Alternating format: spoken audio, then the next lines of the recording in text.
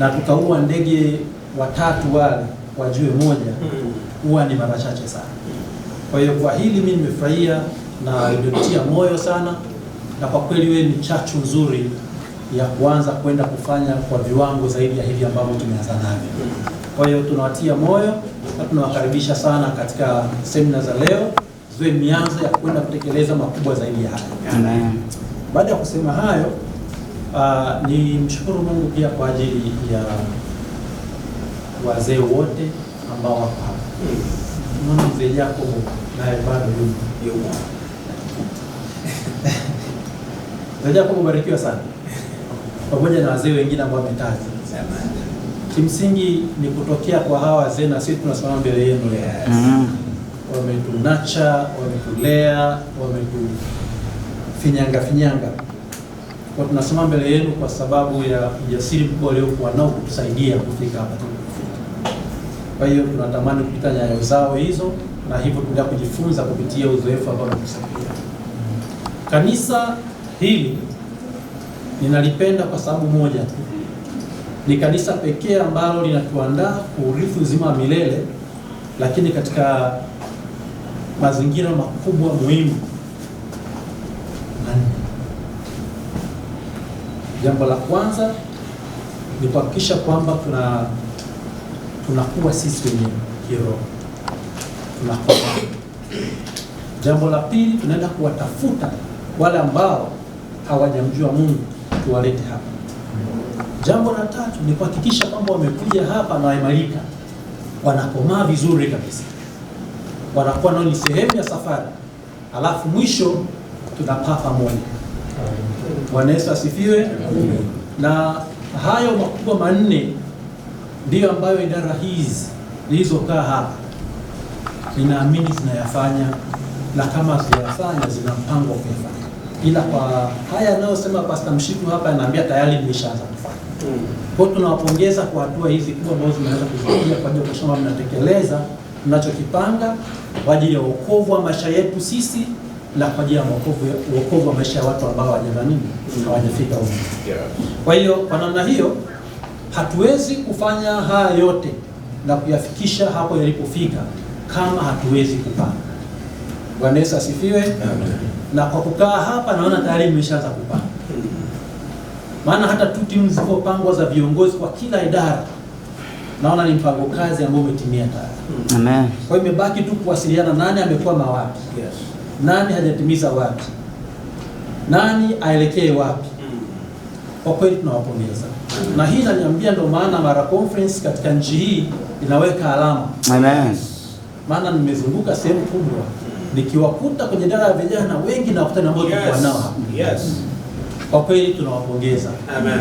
Kwa mipango hii mizuri, na tunatamani kuona kwamba sasa sisi ambao tuko kwa wakati huu, kwa kuwa tumeshawatoa wengi zaidi na wamekwenda huko walikokwenda, wamefanya vizuri zaidi kutokana na mipango mizuri hii, basi tunatamani kuendelea kumaintain hawa wanaotoka chini kufika hapa tulipo sisi na waende zaidi ya hapa tulipo. Kwa kusema hivyo ni watie moyo kwamba vijana wa sasa wana nafasi kubwa sana kuendeleza hiki ambacho tunakifanya sisi, ikiwa tutakubali kufanya kitu kinaitwa mentorship. Tumepata sehemu nzuri sisi, na tunafanya sehemu nzuri sisi katika maeneo yote ya chaplainsia, muziki na idara ya vijana. Na tusipokubali kuandaa vizuri hawa ambao hapo chini sasa hivi, tutajikuta tuna staff alafu tunaacha lina ombwe fulani hapo kanisa ambalo haliwezi kushika madaraka na kusonga mbele.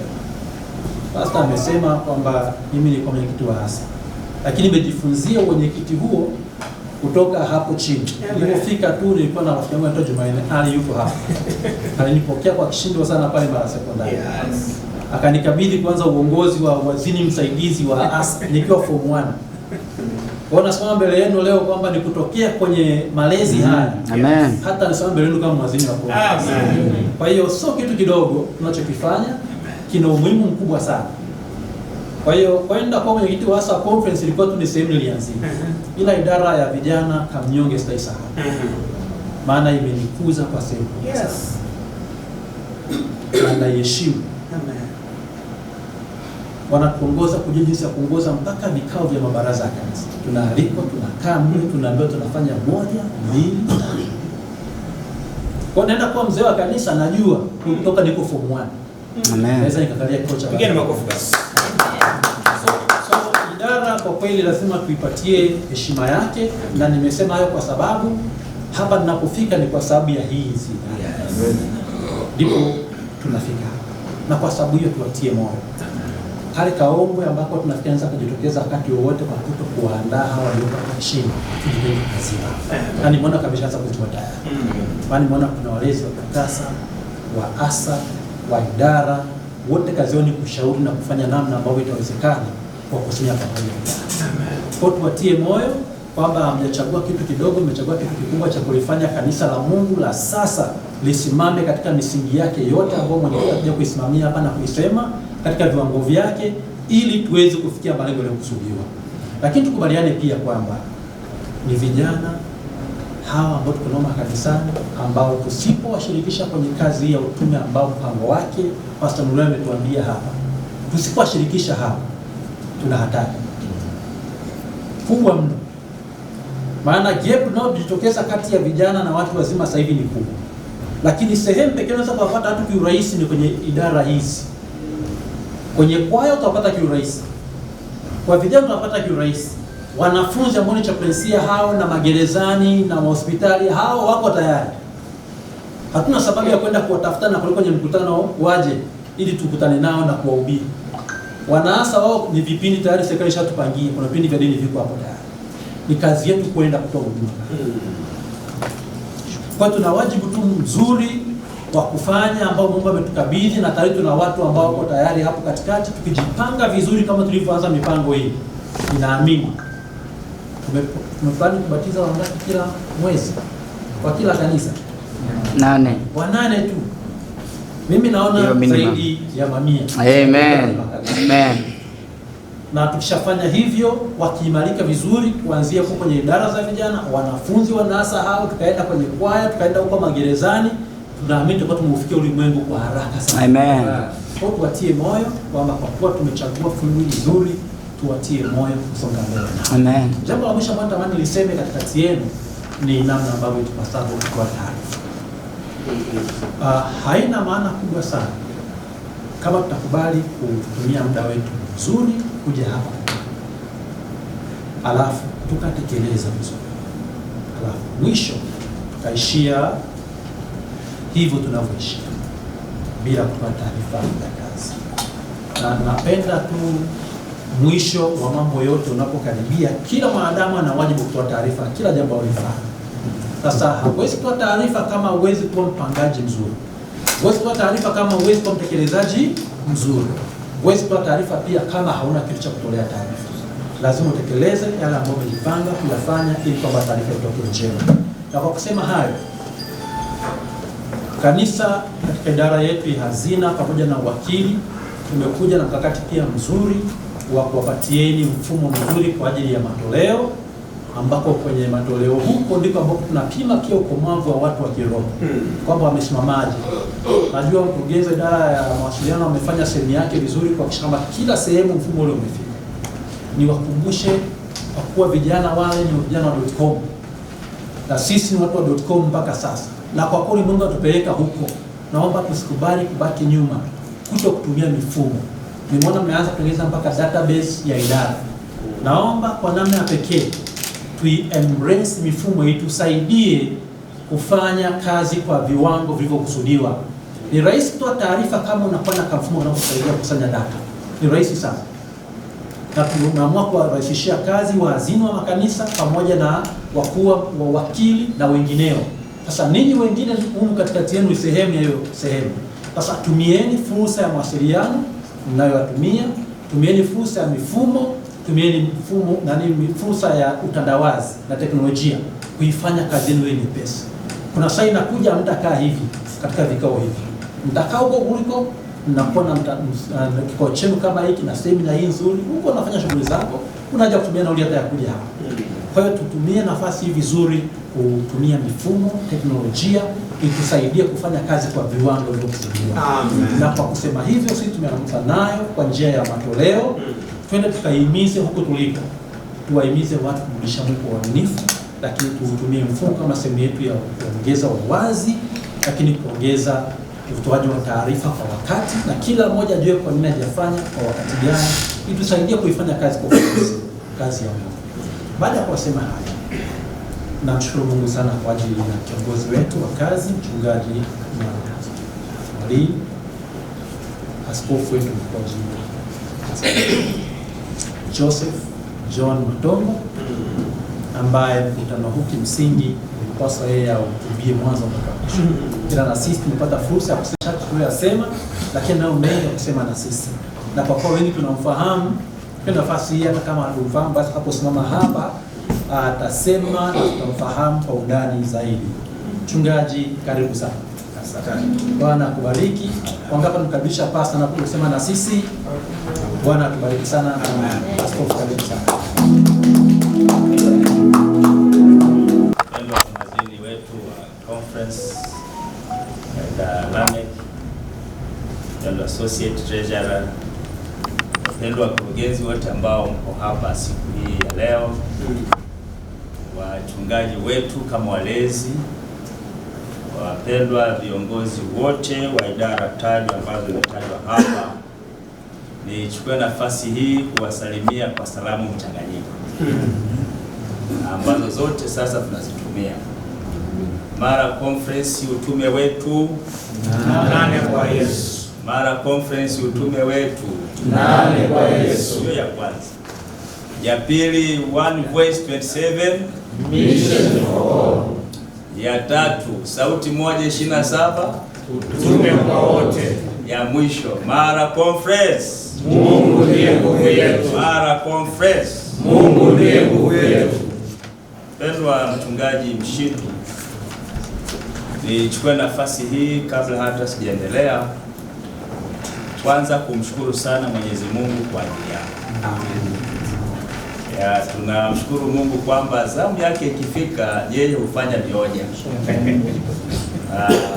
Idara hii sasa ni vioja, vituko. Na mimi pamoja na viongozi wenzangu ambao tumemwakilisha katibu wetu mkuu hapa, tunashukuru Mungu kwa ajili yake. Lakini pamoja naye tushukuru sana wakurugenzi wetu ambao pamoja na majukumu mengi ambao wanayo, wamekubali kunyenyekezwa kuja hapa. Haikuwa kazi rahisi, lakini kwa sababu wamekubali kufanya kazi kama timu. Na sisi tunafurahia kwamba Bwana ametupatia timu nzuri ya kazi. Wapendwa wakurugenzi wetu, Bwana wabariki sana kwa kuchagua kumwinua Mungu wetu katika idara zote kwa umoja wetu.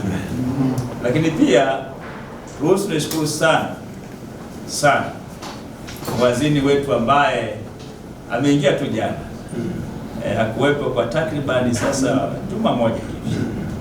Angeweza kusema nimechoka hivi, lakini pia alipopata wito naye akaja hapa.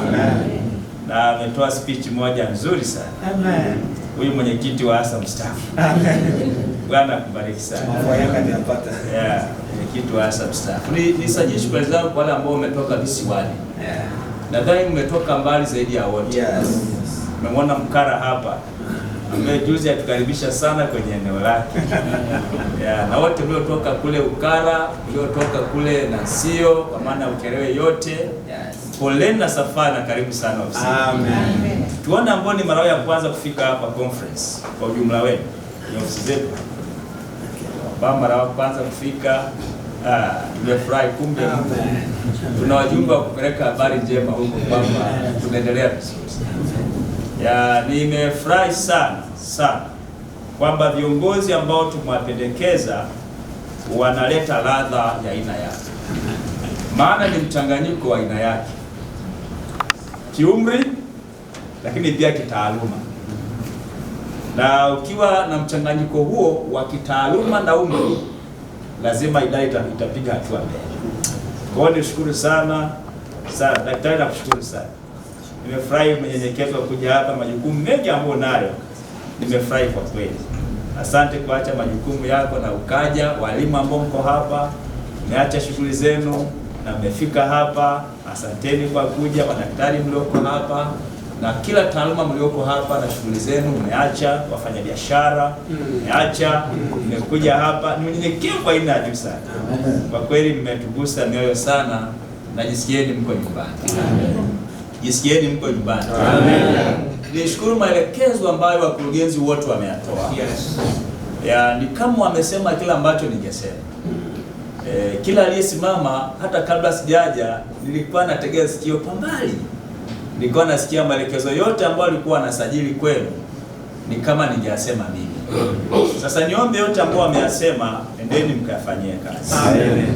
Nilisikia yule wa publishing akikazia vitabu vya mwaka ni vya kweli. Tuwe navyo, tuimize wale ambao wako chini yetu kuvitumia vitabu hivi. Nilisikia wa elimu akikazia hapa mambo ya elimu. Nilisikia yule wa uinjilisti amekazia. Nikasikia huyu wa wakili amekazia. Nikasikia Dr. Yoni naye amekazia. Wote kwa ujumla yachukueni mkafanyie. Sasa kabla sijawaletea neno la ufunguzi asubuhi ya leo, niwaombe kwamba kama mnavyojua idara hii ya vijana kwa ujumla wake ndilo kanisa. Na hili sio kanisa la kesho, ni kanisa la leo. Amen. Sio la kesho. Zamani tulikosea kwa tunasema vijana ni kanisa la kesho. Lakini kwa kweli vijana ndio kanisa la leo. Amen. Na mko hapa kwa sababu vijana wapo. Maana kama huko PCM, PCM ndio. Ni vijana wale. Kama ni rasta ni tukasa ni vijana wale. Kama ni mziki asilimia kubwa humo ndani nani? Vijana. Alafu ni idara yenyewe ya vijana. Kwa hiyo hao ndio kanisa. Niwaombe hata kabla sijaenda mbali, tusimamie taratibu zote za kanisa. Maana sisi ndio Mungu ametuamini kuchukua nafasi hizo. Wapendwa wachungaji, kama walezi ambao mko hapa, nimenyenyekezwa sana kwa namna ambavyo mmekubali kuwa walezi katika idara hizi. Bwana azidi kuwatumia. Amen. Sasa sikujua kwamba nitasimama saa 6. Ratiba yangu imevurugika mahali fulani. Nitakiwa nisimame saa 3:30. Ilikuwa na program nyingine, lakini basi simu zimepiga sana hapa.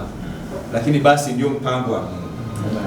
Niwaalike kwenye neno la ufunguzi ambalo Roho wa Mungu ananisukuma kuambia. Nimtumie kijana mmoja katika Biblia. Na huyu ni kijana wa jinsia ya kike. Na anajulikana sana kama Esther. Na huyu ndiye natamani nimtumie kufanya ufunguzi wa mikutano yetu siku ya leo. Katika mafungu yote ya kitabu cha Esther yanamwongelea yeye kama mhusika mkuu wa kitabu hiki. Na mimi nitaomba tu nisome mafungu mawili tu katika kitabu cha Esther sura ya 4, na nitasoma katika ule mstari wa 13 na mstari wa 14. Ninaomba nisome kama ilivyoandikwa, bila shaka nikaruka maneno machache. Lakini ameandika hivi: ndipo Mordekai akaagiza wampelekee Esther jibu la kusema, wewe usidhanie kuwa wewe. Unaona wewe inajirudia tena. Wewe usidhanie kuwa wewe utaokoka nyumbani kwa mfalme. Nimeruka maneno machache pale. Kwa maana wewe ya 3 ukinyamaza kabisa wakati huu. Hayo maneno mimi kichwani nimeabold. Kwa maana ukinyamaza kabisa wakati huu. Kichwani mwangu nimeabold. Ukipenda pia unaweza ukabold kichwani mwangu. Ndipo kutakapowatokea Wayahudi msaada wa wokovu kwa njia nyingine. Ila wewe ya 4, ila wewe utaangamia na mlango wote wa baba yako. Walakini ni nani ajuae kama wewe? Ya ngapi? Ya 5. ukujia ufalme kwa ajili ya wakati kama huu. Kama ungeniuliza kwamba unataka useme nini na sisi viongozi wa idara ya vijana, ningewaambia umeitwa kwa wakati kama huu. Amen. Umeitwa kwa wakati kama huu. Hujanielewa? Umeitwa kwa wakati kama huu. Amen. Umeitwa kwa wakati kama huu. Kitabu cha Esta kinaandikwa katika kipindi cha utumwa wa Wayahudi wakati walipokuwa Uajemi, na wakati kinapoandikwa ni katika utawala wa mfalme Ahasuero, na wale ambao ni wanahistoria, kimeandikwa kati ya mwaka 486 mpaka 465 kabla ya kuzaliwa Kristo. Wayahudi walikuwa wametawanyika uhamishoni na wametawanyika baada ya Babeli. Lakini Esta ambaye tunasoma habari zake, msichana ambaye kwa kweli ana sifa moja ya Uyahudi, lakini pia yeye ni yatima ambaye ameonekana kulelewa na binamu yake aliyeitwa Mordekai. Najaribu kupatia angalau picha pale juu ije katika maneno yangu pale. Kupitia mchakato wa ufalme huu, Esta akachaguliwa kuwa malkia. Kama mnakumbuka, baada ya kuwa malkia wa kwanza aliitwa Vashti, akiwa ameachishwa malkia kwa namna alivyochagua yeye. Wakati huo Hamani, kiongozi mkuu serikalini, alikuwa amekasirika kwa sababu Mordekai alikuwa hampi heshima, alikuwa hamsujudii, alikuwa hanyenyekei kwake. Kwa kisasi, Hamani alipanga kuangamiza Wayahudi wote katika ufalme mzima, na amri ikatiwa muhuri wa kifalme kwamba yangefanyika mauaji makubwa ya kimbari, mauaji makubwa ya halaiki, ya kwamba pangwa kabisa kwamba angeweza kufanyika, na kwamba mtu yoyote aliyemkaribia mfalme bila kuitwa angeweza kuuawa, na wakati huo lazima angenyoshewa fimbo yeyote aliyeenda ili akubaliwe kuingia katika kiti cha enzi cha mfalme. Na Esta akiwa sasa ni malkia, na alipaswa aingie kwa mfalme ambaye ni mume wake, lakini hakuwa ameitwa kwa siku 30. Alikuwa ametulia, hajawahi kuitwa kuingia katika chumba cha mfalme. Na ndipo sasa taarifa zote za maandalizi ya namna ya kuangamiza taifa zima la Wayahudi zilikuwa zimeandaliwa na huyo ambaye alikuwa na nia mbaya ya kuweza kuangamiza taifa. Sasa ndipo anakuja haya mafungu ambayo nimeyasoma kwa ufupi siku hii ya leo, na ambayo kwa kweli, wapendwa viongozi wa vijana ambao mko hapa, yanapelekea leo mimi niwaelekeze ya kwamba tumekuwa na safari katika idara hii kwa muda mrefu sana, lakini leo imekuja kivingine. Amen. Bwana Yesu asifiwe. Imekuja kivingine, na hii sio tu kikao cha mipango kama ambavyo mliitwa, si tu advisory, si tu kikao cha mashauriano. Ukiona viongozi wameitwa hapa, ukiona wakurugenzi wameitwa hapa, si kikao cha hivi hivi. Mungu hachagui watu kwa bahati mbaya. Bwana Yesu asifiwe. Amen.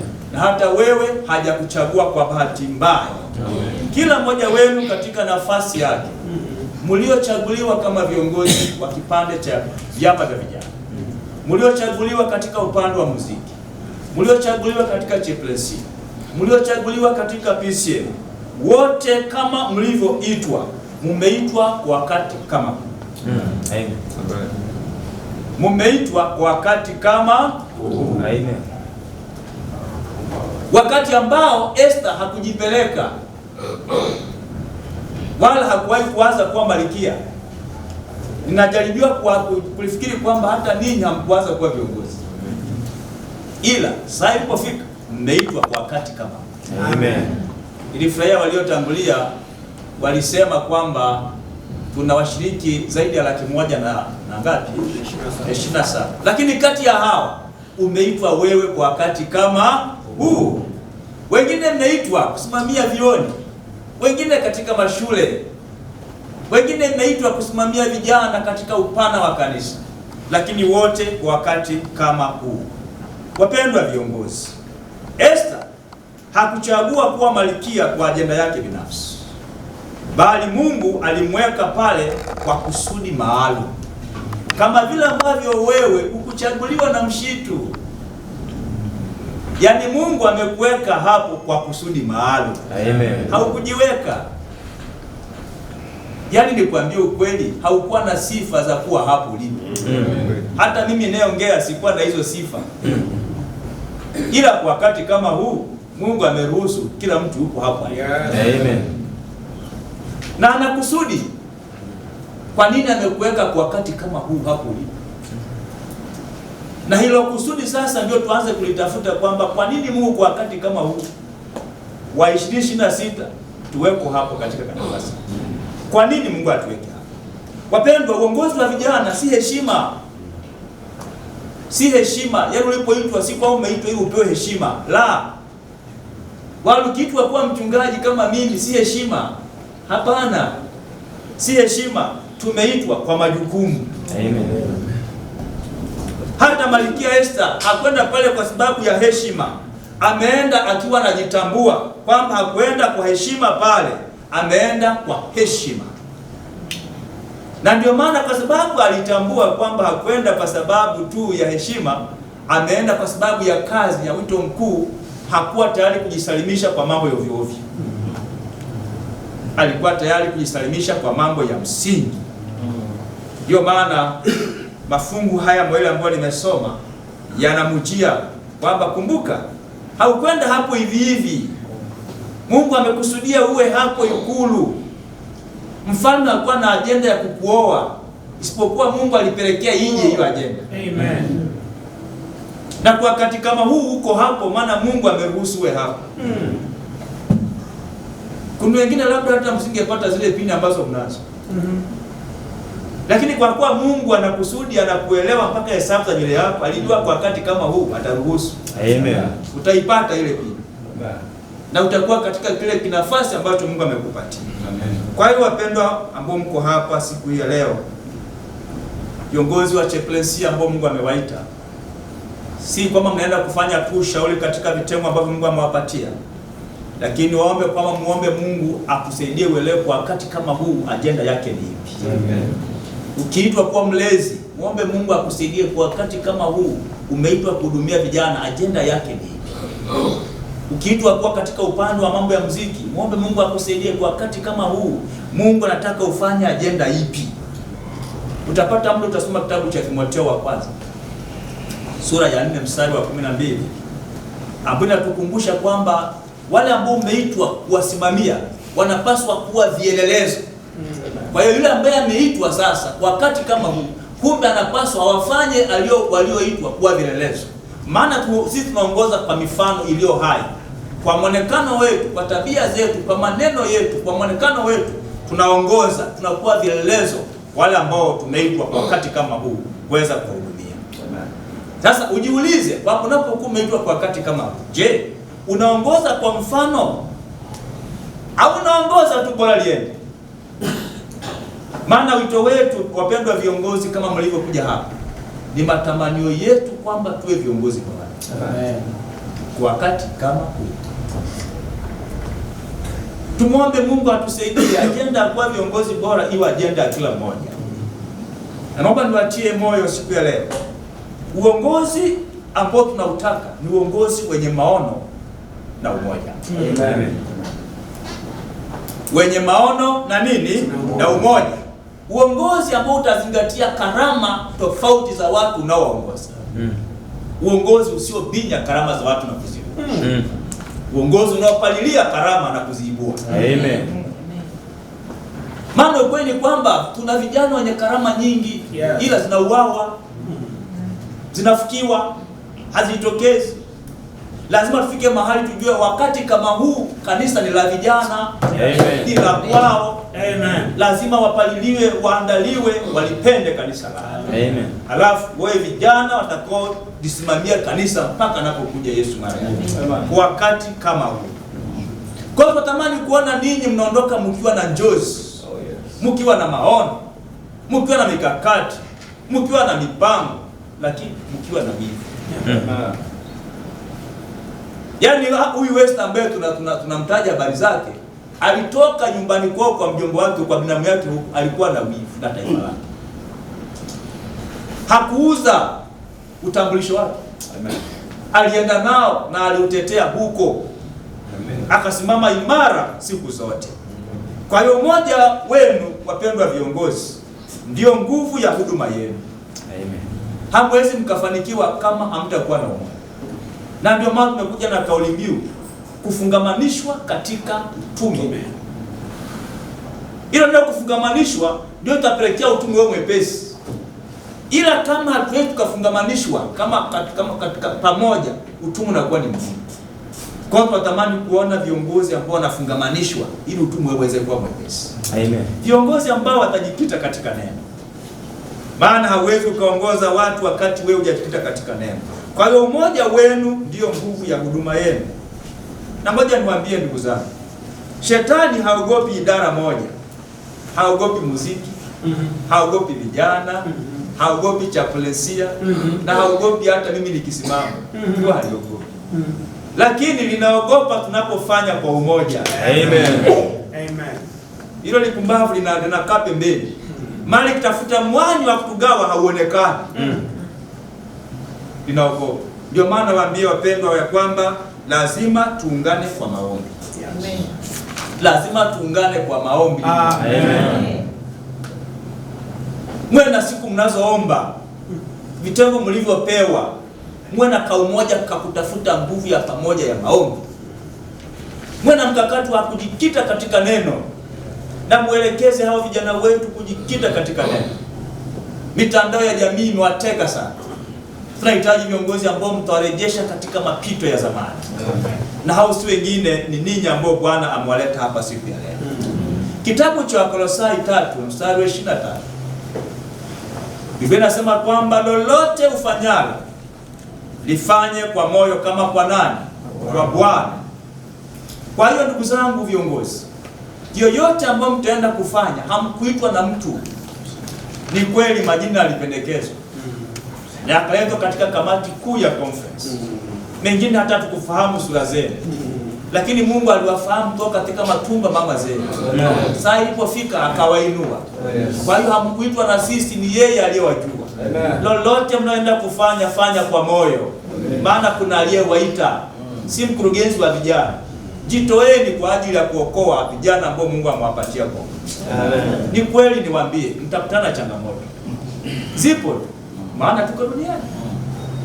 Ni kweli kwa kuwa tuko duniani, mnaweza mkajikuta mmekosana, mmepishana kidogo.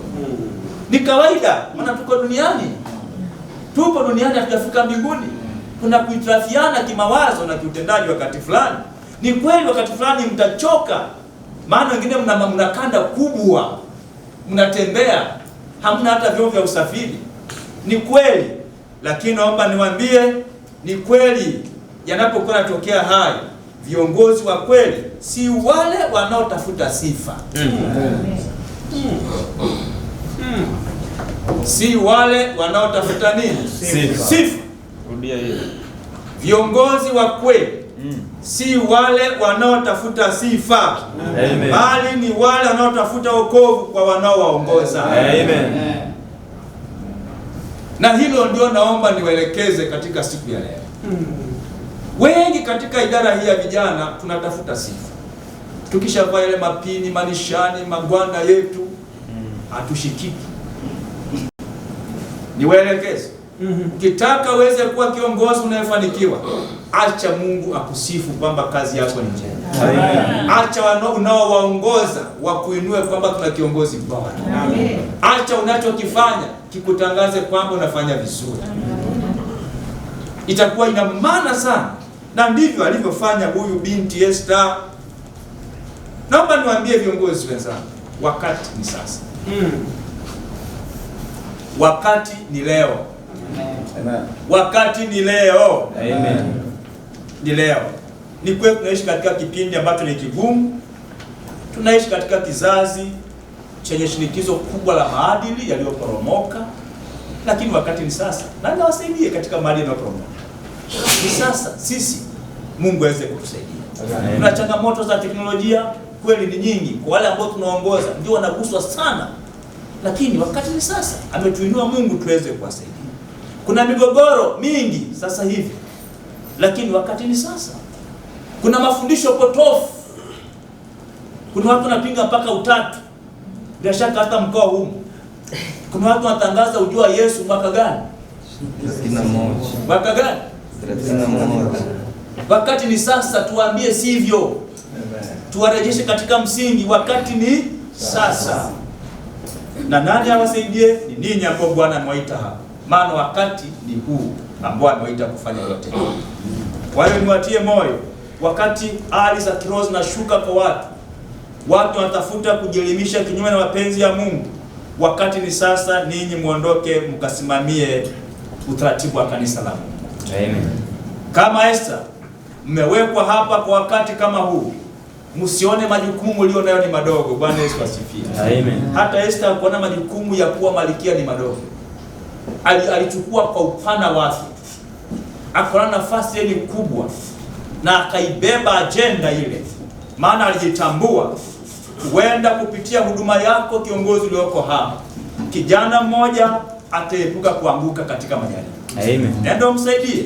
Huenda mwanafunzi mmoja atampokea Kristo kupitia huduma yako. Nenda msaidie. Huenda mwanachuo mmoja ataupata uzima wa milele kupitia huduma yako. Nenda msaidie. Huenda kiongozi mmoja atazaliwa baadaye kupitia huduma yako. Nenda msaidie. Huenda tutapata wachungaji wanaokuja baadaye kupitia huduma yenu. Nenda muwasaidie.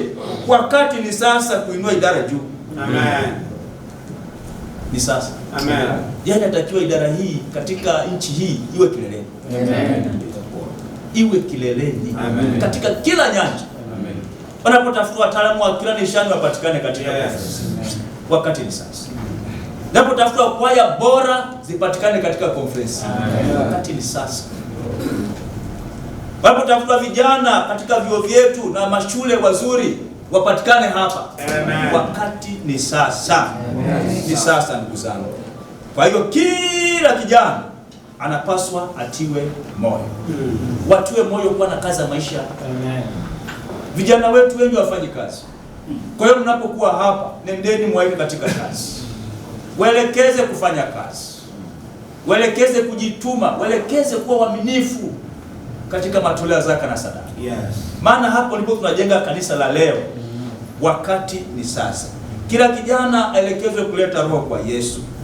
Viongozi wapendwa, tuwe viongozi wa maono. Amen. Amina. Amen. Amina. Amen. Tuwe viongozi wa mfano, viongozi wenye maono. Amen. Viongozi ambao watakuwa na umoja na wachungaji wao. Amen. Na hapa kuna changamoto viongozi wenzangu. Lazima tuvute pamoja na viongozi walio juu yetu. Yes. Yes. Sasa ukishakuwa eneo pana kwamba ni CC, usipande kichwa kwamba mimi ni CC. Yes. Haui juu ya mchungaji wako. Lazima muwe timu ya ushindi. Amen. Na lazima ujue mipaka ya idara yako kwamba inafanya wapi. Ujue kwamba mimi nimepewa kuwa coordinator, mpaka wangu ni upi? Ni mratibu wa muziki, mipaka yangu ni ipi? Ni CC, mipaka yangu ni ipi? Ili kwa umoja wetu tuvute pamoja chombo kimoja. Amen. Alafu tulio juu tuheshimu walio chini. Good. Tukiheshimiana kazi inakuwa nyepesi. Na tulio chini tuheshimu walio juu. Tutendeane. Amen. Wakati ni sasa. Amen. Wapendwa, ili fungu la 13 na 14 yapo mambo mengi ya kujifunza. La kwanza ambalo nimejifunza katika mafunzo, nafasi ya uongozi ni wajibu wa kiroho. Nafasi ya uongozi ni wajibu wa nini? Wa kiroho. Esther hakujua atakuwa kiongozi, lakini alipoingia ikulu na akaambiwa kabila lake itaangamizwa na akaambiwa wewe ndio tegemeo, alikubali kuingia katika maombi. Hapo alikuwa anatafuta kuwa kiongozi wa kiroho. Amen. na ndipo alipopata nguvu ya kwenda kumwona mfalme, na mfalme alipigwa upofu tu alipomwona, akamnyoshea fimbo na akaenda. Tunatamani kuona viongozi ambao watakuwa viongozi wa kiroho. Sio bora tu viongozi. Viongozi ambao wakiona ajenda ngumu watapiga magoti kuomba. Watamuuliza, mnikabidhi ili jahazi nafanyaje? Ili Mungu afungue njia, mambo yaweze kuwa mepesi. Jambo la pili, kimya kinaweza kuwa hatari kwa kizazi chetu na kizazi kijacho. Kimya kinaweza kuwa hatari kwa kizazi chetu na kizazi kijacho. Na hapa nikavutiwa na maneno ya mwanasayansi nguli sana, anaitwa Albert Einstein. Alisema maneno haya, naomba kunukuu. Alisema hivi: dunia si mbaya kwa sababu ya watu wabaya, isipokuwa dunia ni mbaya kwa sababu ya watu wema walioamua kukaa. Mwisho. Dunia si mbaya kwa sababu ya watu wabaya, isipokuwa dunia ni mbaya kwa sababu ya watu wema walioamua kukaa kimya. Hebu imagine kama Esther angekaa kimya. Imagine kama Mordekai angekaa kimya. Hebu fikiria tu, kama asingepeleka taarifa kwa Esther kwamba wanataka kuuawa, hivi nini kingetokea? Hivi kama Esther angepuuzia na yote aliyoambiwa, asichukua hatua, unadhani nini kingetokea? Kwa nakubana hii kauli ya huyu mwanasayansi nguli ya kwamba inawezekana dunia hii si mbaya kabisa, isipokuwa wale wema ambao ni sisi tumeamua kukaa kimya. Tunaona mambo yanaenda hivyo, hatuchangamki kuweza kuyarekebisha. Tunaona madudu kwa vijana wetu, hatuwasaidii. Sisi wenyewe tuna mitrafu ndani yetu, hatusaidiani. Na hivyo tunafanya idara ionekane kuwa ni mbaya. Isemwe vibaya nyoshe vidole, idara ya vijana. Hii tu ni watu tu wakorofi wamekusanyika. Ni magaidi. Yaani mpaka magaidi wanaitwa magaidi. Ni kwa nini? Kuna watu wema wameamua kukaa kimya mahali fulani. Kwa kila kizazi kina wakati kama huu. Na kizazi hiki ndio wakati wetu, msinyamaze kimya. Ni kizazi chenu, Mungu amewaita wakati kama huu, msinyamaze kimya. Waumini huwekwa katika nyadhifa, taaluma na jamii kwa kusudi la kushuhudia. Mwe shuhuda wakati kama huu. Kukaa kimya wakati wa hatari ya maadili ni kushindwa kutimiza wito. Ukikaa kimya wakati maadili yanaporomoka,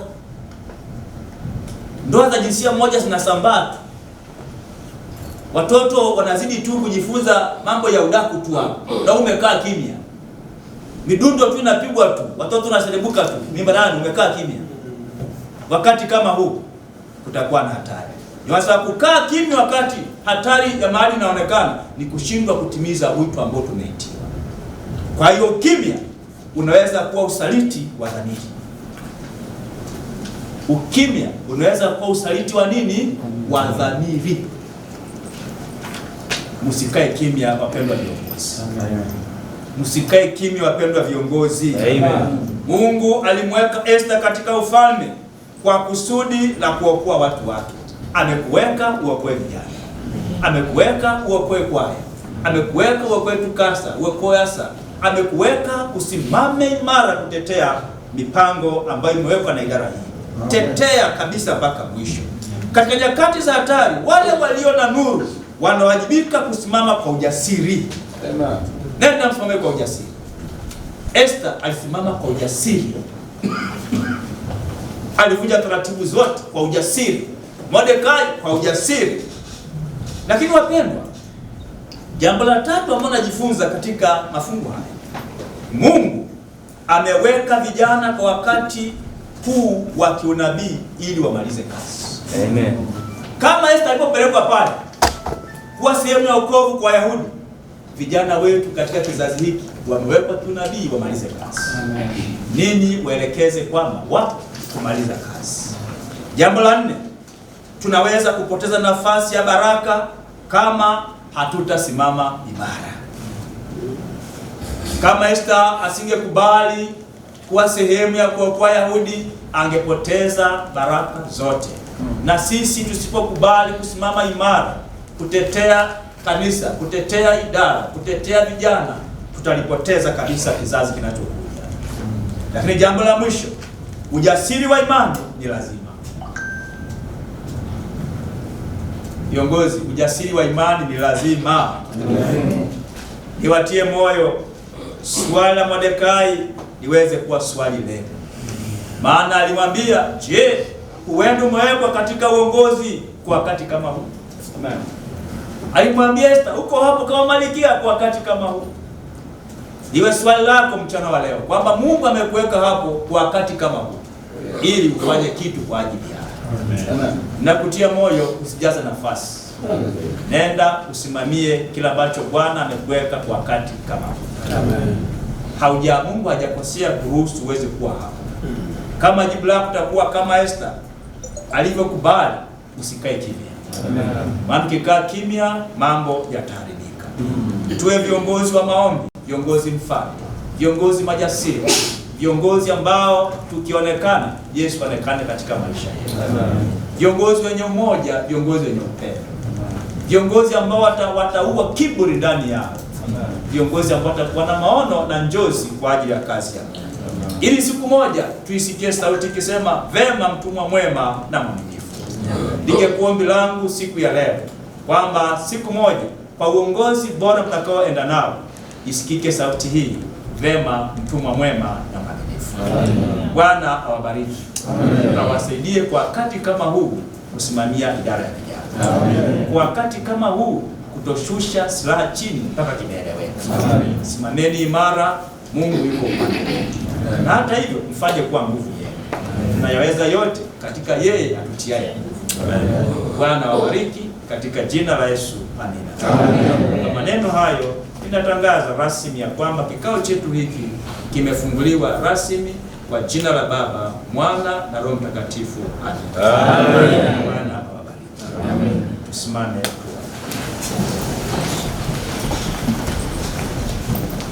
Baba na Mungu wetu, kwa wakati kama huu umeona vema utuite kuingia katika kazi yako.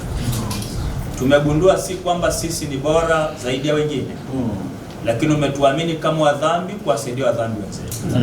Tusaidie kujisalimisha kwako wewe mwenye nguvu na uwezo. Ili kwamba kupitia uwepo wako Baba, kazi yako ifanikiwe katika idara ya vijana. Tutafurahi kuona kila kitengo kinang'aa katika conference hii. Hebu watoto wako waondoke, wawe tayari kwenda kufungua koki kwa ajili ya vijana katika conference hii. Baba, wewe tayari kuweza kuwahudumia. Wewe tayari kuweza kupalilia karama za vijana. Wewe tayari kuweza kuwasaidia na kuelekeza. Baba, wewe tayari kwa ajili ya kupokea maelekezo kutoka juu, ili kwamba kazi iendelee kusonga mbele na uje mara ya pili twende nyumbani. Sasa tunaombea kikao hiki na yote ambayo tatendeka, ruhusu yafanyike utukufu wa jina lako. Tunaomba katika jina la Yesu. Amina. Bwana awe nani.